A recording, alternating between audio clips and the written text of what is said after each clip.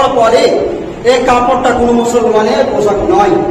আচ্ছা বলুন তো দেখি, কোনো একটা পুরুষ যদি আজকে জুমা পড়ার পর থেকে হাফ একটা গেঞ্জি, ছোট গেঞ্জি লাভের ওপর থেকে যদি হয়, কোনো পুরুষ পরে নিয়ে গ্রাম দিয়ে হাঁটতে পারবে?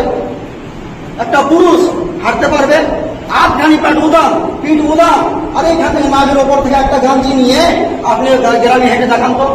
কোন পুরুষের বাবার ক্ষমতা নাই যে সে লজ্জা শরম রেখে নিয়ে গ্রাম দিয়ে হেঁটে চলে যাবে। মহিলারাই বলবে দেখ কত খারাপ বেড়ে যাবে, কত খারাপ পুরুষ যে একটা ব্লাউজ পরে নিয়েছে। তারাই ব্লাউজ বলবে, পুরুষ পরিধান করে থাকে। তাহলে একটু ছোট গেঞ্জি হয়ে গেলে, প্যান্ট উদাম হয়ে গেলে লজ্জা শরমে থাকা যায় না, পরিধান করা যায় না। লজ্জা শরম যদিও না লাগে, খারাপ লাগে যে পরিধান করা যায় না, এটা ছোট ব্লাউজ হয়ে গেছে।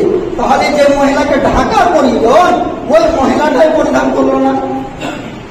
1 মিটারের সে ব্লাউজ পরে 1/2 মিটার দর্জি কেটে ফেলে দেয়। তাহলে তুমি কি করে ধরনের ব্লাউজ পরে তুমি ঘুরে বেড়াও আর জান্নাতের আশা করো মুসলমান হয়ে যাবে? মূল উদ্দেশ্য বলা হলো যে শাড়িকে পরে কোন মুসলমান ইমান বাঁচাতে পারবে না। আচ্ছা বলুন তো দেখি, আপনি কি নিজে ভালো মনে করেন যে আপনার মায়ের বুক পিঠ আপনি দেখেন? কোন পুরুষ আছে যে আমার মার আমি নিজে প্যাট দেখি, বুক দেখি, পিঠ দেখি, আমার বেটির দেখি, আমার বোনের দেখি, কোন ভাই পছন্দ করে? মারা কি জিজ্ঞাসা করছে মহিলাদেরকে, তুমি কি ভালোবাসো যে আমার প্যাট পিঠ বুক আমার বেটা দেখুক, আমার ভাই দেখুক, আমার বাবা দেখুক? কেউ পছন্দ করে না। দেখাতে পছন্দ করে না, তুমি দেখতেও পছন্দ করো না। তাহলে এই বেলজ্জা মহিলাদের কারণে পুরুষকে দেখতে হচ্ছে।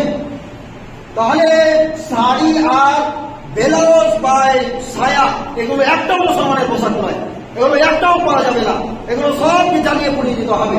আল্লাহ রাব্বুল আলামিনের কাছে আবার দোয়া করি, আল্লাহ রাব্বুল আলামিন যেন আমাদেরকে ইসলামী যেগুলো পোশাক রয়েছে সেই পোশাক পরিধান